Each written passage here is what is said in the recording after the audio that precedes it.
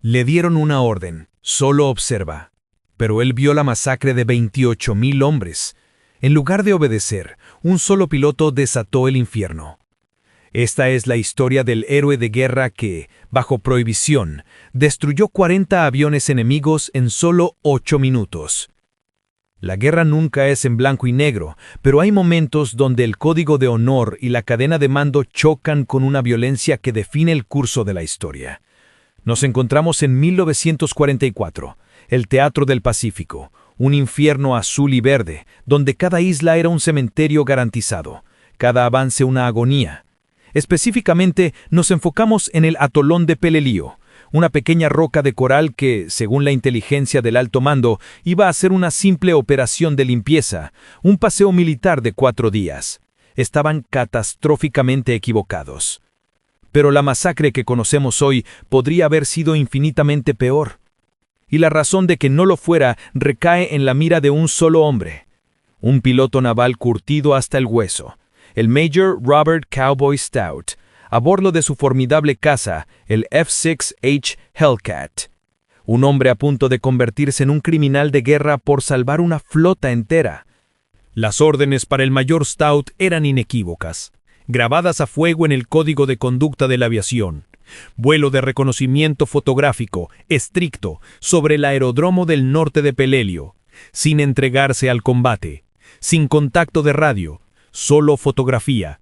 El alto mando en el almirantazgo, a bordo del portaaviones USS Hornet CB-12, estaba convencido, con una arrogancia fatal, de que el aeródromo estaba neutralizado, vacío, una pista inoperable. Para ellos, la misión de Stout era una mera formalidad, un paso burocrático más antes de la invasión total de los Marines. El piloto, sin embargo, llevaba consigo algo más que cámaras y municiones. Llevaba la experiencia visceral de quien ha visto los errores del comando bañados en sangre. Había estado allí, en el corazón del matadero de Tarawa. Él sabía el precio de una inteligencia militar equivocada. A medida que su Hellcat ascendía, dejando atrás la mole de acero del USS Hornet CB-12, el sol tropical se reflejaba en el pulido metal. La aproximación a Peleliu fue silenciosa, tensa. Pero cuando Stout alcanzó los 8,000 pies, la vista que se desplegó debajo de él no era la de un aeródromo abandonado. Era la imagen viva de una pesadilla táctica a punto de desatarse. El campo de aviación estaba absolutamente saturado. 40 aeronaves japonesas, ni una menos. Cazabombarderos Mitsubishi A6M0, bombarderos de asalto y aviones de reconocimiento, todos ellos perfectamente alineados a lo largo de la pista. No eran chatarra, eran máquinas de guerra listas para el combate, reabastecidas y armadas, preparadas para despegar en cualquier momento. El error de la inteligencia militar no era solo un error, era una sentencia de muerte para los 28,000 infantes de marina que se acercaban en las lanchas de desembarco. Stout sintió un escalofrío que no era del viento. 40 aviones no solo diezmarían la primera oleada de la invasión, sino que harían pedazos a la vulnerable flota de transporte. Los portaaviones, los destructores, incluso el propio USS Hornet, se convertirían en blancos flotantes en un abrir y cerrar de ojos. El enemigo estaba a horas, tal vez a tan solo 72 horas, de lanzar un ataque que pasaría a la historia como el desastre aéreo más grande de la guerra. Y ahí estaba él, a bordo de un caza legendario, con la única orden de tomar una fotografía de la catástrofe que estaba a punto de ocurrir. La cadena de mando le exigía dar media vuelta, volar de regreso, entregar las fotografías y esperar a que el alto mando, desde la seguridad de sus gabinetes, organizara un paquete de ataque. Eso significaba horas, valiosísimas, irrecuperables horas. Horas que le darían a la Fuerza Aérea Japonesa el tiempo perfecto para hacer dos cosas: o dispersar esos 40 aviones en búnkeres subterráneos fortificados e inexpugnables, o, peor aún, lanzarlos en un ataque preventivo contra los barcos que transportaban a sus compañeros. En ese momento de soledad a miles de pies de altura, el Major Robert Stout tomó una de las decisiones más monumentales y peligrosas de la Guerra del Pacífico. La decisión que lo ponía directamente en el camino de una corte marcial por insubordinación y desobediencia directa. En el Código del Ejército, la desobediencia es traición, Pero para Stout, el juramento a sus hombres era más fuerte que cualquier reglamento. Él no podía dejar que esa masacre sucediera. Con el corazón latiéndole como un tambor de guerra, Stout ignoró su prohibición de radio, rompió el silencio, no para pedir permiso, sino para hacer un reporte de una sola frase, un mensaje crudo y lleno de tensión que apenas se escuchó en el caos de las frecuencias de radio. El aeródromo está activo, iniciando ataques sin órdenes. Que Dios nos ayude a todos. Ahora el Major Robert Stout no era solo un piloto. Era un hombre con una misión de vida o muerte, operando completamente fuera de la ley, con un objetivo que parecía imposible: destruir 40 aviones enemigos él solo. Su Hellcat estaba armado con 6 ametralladoras calibre .50 y un total de 2.400 cartuchos. Si los disparaba uno a uno contra el fuselaje blindado de cada avión, apenas podría destruir una docena. La munición no era suficiente. El número de blancos era abrumador. Aquí es donde entra el genio táctico de Stout. La clave de esta hazaña no estaba en la potencia bruta, sino en la estrategia de fuego. Al acercarse, notó el error táctico fatal de sus oponentes. Alrededor de los aviones, listos para un repostaje rápido, estaban apilados barriles y tambores de combustible de alta volatilidad. Su plan dejó de ser un ataque individual y se convirtió en una reacción en cadena. No necesitaba destruir los aviones, solo necesitaba incendiarlos. Su misión cambió de destructor a incendiario. La mira ya no estaba en la cabina del piloto, sino en los tambores de gasolina que esperaban en el suelo. Un golpe certero, una ráfaga bien dirigida y el infierno se desataría. Esta maniobra de audacia lo obligaría a volar a una altitud peligrosamente baja, exponiéndolo al fuego antiaéreo japonés que hasta ese momento estaba en silencio esperando la invasión. Robert Stout estaba a punto de caer en picada hacia el infierno, sabiendo que si fallaba no solo moriría, sino que sería recordado como el insubordinado que condenó a la flota. La cuenta regresiva de los 8 minutos que cambiarían la guerra del Pacífico acababa de comenzar. 8 minutos al límite, el ataque solitario y la genialidad del Hellcat. La caída fue brutal. El F-6F Hellcat de Stout, impulsado por el colosal motor Pratt & Whitney R2800 Double Wasp, se convirtió en una bala con alas. De los 8.000 pies, el cielo se comprimió, el horizonte se inclinó y la isla de Peleliu creció a una velocidad vertiginosa. Esta picada de combate no era solo una maniobra de ataque, era un acto de desafío personal contra el reglamento y contra las probabilidades. Mientras caía, la mente de Stout era un procesador frío de variables tácticas. Tenía que conseguir velocidad máxima para minimizar el tiempo que pasaría bajo el futuro fuego antiaéreo, y tenía que conseguir el ángulo perfecto para que sus 6 ametralladoras calibre .50 pudieran destrozar los puntos críticos. La velocidad se convirtió en su única armadura y su precisión su única esperanza. Alrededor de los 2.000 pies, Stout niveló el Hellcat. El rugido del motor era ensordecedor. El aire se hizo pesado. Volaba tan bajo que las palmeras y la vegetación de la isla casi rozaban sus alas. El objetivo ya no era una mancha verde, era el detalle crudo de las 40 aeronaves alineadas como patos de feria y, crucialmente, los brillantes y vulnerables toneles de combustible a su lado. El aeródromo japonés del norte se extendía ante él, la pista de aterrizaje convertida en una mecha de vida o muerte. La primera pasada, el fuego de la iniciativa. El primer ataque fue un golpe quirúrgico de precisión escalofriante. Stout activó sus 6 ametralladoras en una ráfaga sostenida pero calculada. No malgastó munición en el fuselaje reforzado de los cazas. Su objetivo fue el corazón explosivo del problema: los barriles de alto octanaje que rodeaban los aviones. Los proyectiles de punta incendiaria impactaron con furia. En cuestión de segundos, la línea de aviones se transformó en un infierno. El combustible almacenado detonó con una fuerza colosal. No fueron explosiones individuales, sino una explosión en cadena masiva y ensordecedora. La onda expansiva y las llamas se extendieron con una rapidez aterradora, engullendo a los cazas y bombarderos adyacentes. 10, 15, casi 20 aviones fueron envueltos instantáneamente en una bola de fuego gigantesca que se elevó sobre el aeródromo. La cabina de Stout se iluminó con el resplandor naranja y rojo, un reflejo de la destrucción que acababa de desencadenar. Este no fue un simple ataque aéreo, fue una demolición por reacción química, un acto de genialidad táctica ejecutado por un hombre que operaba sin permiso. Pero esta acción tuvo un precio inmediato.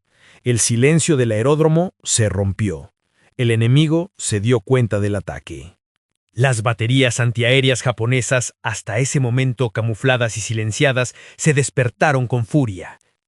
La munición trazadora comenzó a volar a su alrededor, tejiendo un patrón mortal de líneas rojas y verdes, buscando despedazar al solitario F-6F Hellcat. El infierno de fuego cruzado. Stout había gastado una porción significativa de sus 2.400 cartuchos y solo había neutralizado la mitad de la amenaza. La mitad sur del aeródromo seguía intacta. 20 aviones más, listos para sembrar el caos. El dilema era brutal. Dar media vuelta y escapar con la misión medio cumplida, lo que daría tiempo a los japoneses para lanzar los aviones restantes o reposicionar el resto, o regresar a la boca del cañón, a un infierno de fuego antiaéreo ahora activo y enfurecido. El honor de Cowboy Stout y su compromiso con los Marines que confiaban en él no le permitió elegir la retirada. Ignorando las explosiones cercanas y el olor a humo quemado que comenzaba a filtrarse en su cabina, Stout giró su avión con una maniobra brusca, volviendo a volar directamente hacia el peligro. La segunda pasada sería más corta, más rápida y exponencialmente más arriesgada. La velocidad del Hellcat se convirtió en su única defensa contra la lluvia de proyectiles de 20 milímetros y 40 milímetros. Stout esquivó y zigzagueó, ejecutando un patrón de vuelo que rompía cualquier regla de previsibilidad, una danza desesperada y mortal contra el fuego cruzado. Podía escuchar los impactos secos y metálicos en su fuselaje. ¡Clang! ¡Clang! El avión estaba recibiendo daños. La segunda pasada, el golpe de gracia. Con la vista fija en los 20 aviones restantes, Stout ejecutó su segunda obra maestra. Esta vez notó otro punto crítico, un objetivo de valor incalculable, un camión cisterna cargado de combustible de aviación estacionado imprudentemente cerca de los cazas. Su última munición fue vaciada en una ráfaga final, épica. Los proyectiles impactaron directamente el camión cisterna. Lo que siguió no fue una explosión, sino una detonación. La onda de choque fue tan violenta que casi sacó al Hellcat de control. El camión cisterna estalló con la fuerza de una pequeña bomba. Las llamas se esparcieron a un radio aún mayor que el primer ataque, alcanzando y haciendo detonar las municiones internas de los aviones. El espectáculo era dantesco. Explosiones secundarias, metralla volando y una cortina de humo negro y denso que se elevaba a miles de pies, marcando el lugar de la aniquilación. Cuando el humo comenzó a sentarse, la pista del aeródromo estaba limpia de aviones operativos. Stout había disparado el último de sus cartuchos. Su Hellcat estaba perforado, sangrando aceite y humo, pero el hombre en la cabina estaba ileso. Debajo de él, la totalidad de la Fuerza Aérea japonesa en el norte de Peleliu había sido borrada del mapa. 40 aviones destruidos, 8 minutos transcurridos. La misión de reconocimiento fotográfico se había transformado en una misión de aniquilación aérea sin precedentes, realizada por un solo piloto en total desobediencia. Ahora venía la parte más difícil, regresar a la flota y enfrentarse a la corte marcial que sin duda ya estaba esperando su aterrizaje. La vida de miles de Marines estaba salvada, pero la carrera militar de Cowboy Stout estaba en ese momento completamente destrozada. Absolutamente. El épico combate ha terminado. Ahora el foco se desplaza hacia las consecuencias de la desobediencia heroica y la tensión de enfrentar al alto mando. El regreso al infierno burocrático, la sombra de la corte marcial. El vuelo de regreso al USS Hornet CV-12 no fue un desfile de la victoria, fue una lucha por la supervivencia. El F-6F Hellcat de Robert Stout estaba gravemente dañado. Múltiples impactos de la artillería antiaérea japonesa habían comprometido su estructura y sus sistemas. El motor Pratt & Whitney, aunque indestructible, tosía y luchaba por mantener la altitud. Stout tuvo que pilotar su maltrecho caza con la habilidad de un acróbata herido. La estela de humo que dejó a su paso era la prueba visible de que acababa de salir de la batalla más intensa de su vida. Pero la batalla con el enemigo había terminado. La verdadera prueba, la que podía costarle su carrera, su honor y posiblemente su libertad, lo esperaba en la cubierta. Al acercarse a la flota, el silencio de radio había sido roto nuevamente. El mensaje de Stout sobre el ataque no autorizado había causado un temblor de ira y confusión a bordo del USS Hornet. La idea de que un solo piloto, actuando bajo prohibición de combate, pudiera haber destruido la totalidad de la fuerza aérea enemiga reportada era simplemente inverosímil. Era una hazaña que desafiaba la lógica militar.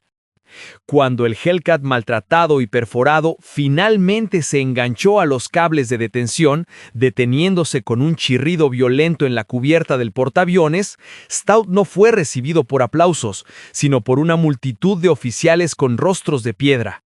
El aire estaba cargado de tensión, no de celebración. El aliento en la cubierta de vuelo se había contenido. El oficial de inteligencia y el oficial ejecutivo se acercaron a Stout con pasos firmes y fríos. No había ni rastro de preocupación por su seguridad, solo una profunda sospecha y una rabia contenida.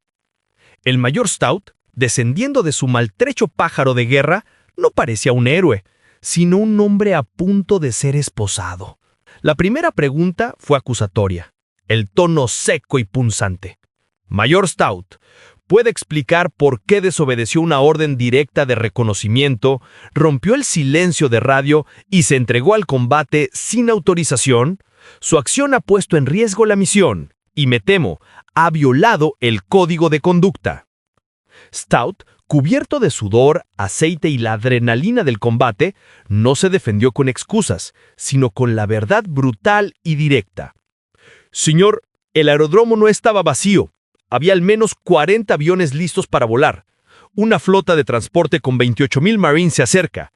Si hubiéramos esperado su autorización, esos hombres habrían sido masacrados en las playas. Elegí salvar a nuestros hombres en lugar de salvar mi carrera. La alegación de 40 aviones destruidos fue recibida con incredulidad burlona. El oficial de inteligencia que había suministrado la información defectuosa se sintió personalmente atacado. Para él, era imposible que la inteligencia se equivocara tan monumentalmente y que un solo piloto pudiera haber logrado tal gesta. El ambiente se tornó hostil. La sombra de la corte marcial era tangible. Las reglas eran claras. La insubordinación en tiempos de guerra es un crimen capital. El destino de Stout pendía de un hilo. Todo se resumía a una simple y aterradora pregunta. ¿Estaba diciendo la verdad? Si exageró el número, si mintió, si fue un ataque menor, su castigo sería severo. La burocracia militar, el miedo a la vergüenza por el error de inteligencia, estaba lista para aplastarlo. La única forma de verificar la increíble afirmación del mayor Robert Stout era enviar un nuevo vuelo de reconocimiento. Pero la orden para esta segunda misión no fue dada con confianza, sino con escepticismo e irritación. El oficial de inteligencia, deseando fervientemente probar que Stout era un mentiroso para salvar la reputación de su departamento, ordenó una nueva pasada fotográfica sobre el aeródromo. La espera fue insoportable, horas de silencio en el portaaviones. Stout fue puesto bajo una vigilancia discreta, pero ineludible. Era un paria, un posible traidor a las reglas, aislado por su propia audacia. Finalmente, el segundo avión de reconocimiento regresó. El carrete de película fue revelado con la rapidez y la tensión de un veredicto. La plana mayor, incluido el oficial de inteligencia, se congregó en la sala de operaciones. La luz de la lámpara iluminó las fotografías aéreas de alta resolución. Lo que vieron en las imágenes silenció cualquier burla o sospecha. Las fotografías eran la prueba irrefutable. el testimonio mudo, pero poderoso, de la verdad de Stout. El aeródromo no solo estaba dañado, era un cementerio ardiente. Los restos carbonizados de los aviones japoneses estaban esparcidos a lo largo de la pista. Los cráteres de las explosiones de los depósitos de combustible y del camión cisterna confirmaban el método del ataque. Y tras un minucioso conteo, la verdad se impuso con una fuerza irrefutable. La realidad era más épica que cualquier ficción. El recuento era exacto. Exactamente 40 aviones enemigos destruidos. En ese instante, la atmósfera se invirtió. El rostro del oficial de inteligencia pasó de la incredulidad al terror, no por el logro de Stout, sino por la comprensión de la magnitud de su propio error. Si Stout hubiese obedecido la orden, si se hubiese limitado a tomar las fotos y esperar, en menos de 48 horas, esos 40 aviones habrían atacado la flota. El error de inteligencia se habría convertido en un desastre militar de proporciones épicas. El mayor Robert Cowboy Stout dejó de ser un insubordinado. Se convirtió en el hombre que, al romper las reglas, había salvado la vida de un estimado de entre 500 a 1000 Marines que ahora se dirigían a la costa. La amenaza de la corte marcial se disolvió en el humo de los aviones quemados, reemplazada por el inicio de una leyenda: el legado de la desobediencia. La tensión se rompió en un murmullo de asombro que recorrió la plana mayor del USS Hornet. El miedo a la corte marcial fue rápidamente reemplazado por la necesidad de reconocer una verdad incómoda. El Major Robert Cowboy Stout, el hombre que desobedeció, era el héroe de la hora. Había salvado la operación de invasión y, lo más importante, había salvado la vida de miles de compañeros al tomar una decisión en solitario, bajo la presión del tiempo y el peligro inminente. El alto mando, obligado por la evidencia irrefutable, no pudo castigar la insubordinación. En cambio, se vieron forzados a condecorar la audacia. El acto de valor de Stout fue elevado a un estándar de heroísmo. Fue galardonado con la Cruz de la Marina, Navy Cross, la segunda condecoración más alta que se otorga por valor excepcional en combate. Este premio fue el reconocimiento oficial de que su desobediencia había sido, de hecho, el acto más puro de servicio a su nación y a sus camaradas.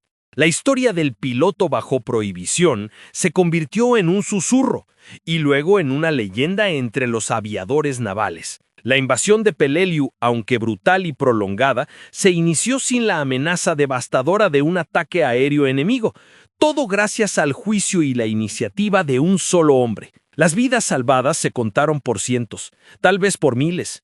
Vidas de Marines que, gracias a esos frenéticos 8 minutos, pudieron pisar la playa y luchar con una oportunidad. Pero el legado de Robert Stout va mucho más allá de una medalla. Su hazaña, la destrucción solitaria de 40 aviones enemigos en 8 minutos, se convirtió en una lección crucial y evergreen para la estrategia militar moderna. La lección era simple, pero revolucionaria. El juicio del operador en el campo, aquel que tiene la vista real del enemigo, a menudo es superior al protocolo rígido y a la inteligencia defectuosa. Stout demostró que la iniciativa táctica es la forma más elevada de obediencia a la misión. La misión no era tomar una foto, la misión era asegurar el éxito de la invasión y proteger a las tropas. Al ignorar la orden específica y cumplir con la intención general de la guerra, Stout reescribió las reglas de la toma de decisiones bajo presión extrema. Su historia se estudia todavía hoy en academias militares, no como un caso de insubordinación, sino como un ejemplo de liderazgo proactivo y pensamiento crítico bajo fuego. La figura de Robert Cowboy Stout se eleva como un misterio épico de la guerra. ¿Qué tan a menudo la cadena de mando ha cometido errores fatales? ¿Cuántas otras tragedias se pudieron haber evitado si un soldado, bajo la prohibición del protocolo, hubiera tenido la valentía de actuar? Su acto nos obliga a preguntarnos, ¿existe el heroísmo en la desobediencia? Sí, cuando la obediencia estricta conduce a la catástrofe y la insubordinación salva miles de vidas. Stout no solo destruyó 40 aviones, destruyó la noción de que las reglas deben seguirse ciegamente, sin importar las consecuencias. Su historia es un recordatorio eterno de que, en los momentos decisivos de la historia, la humanidad y el valor superan a la burocracia. El destino del mayor Robert Cowboy Stout se selló no en la cabina de su F-6F Hellcat, sino en la sala de operaciones del portaaviones al lado de la fotografía que comprobó su verdad imposible.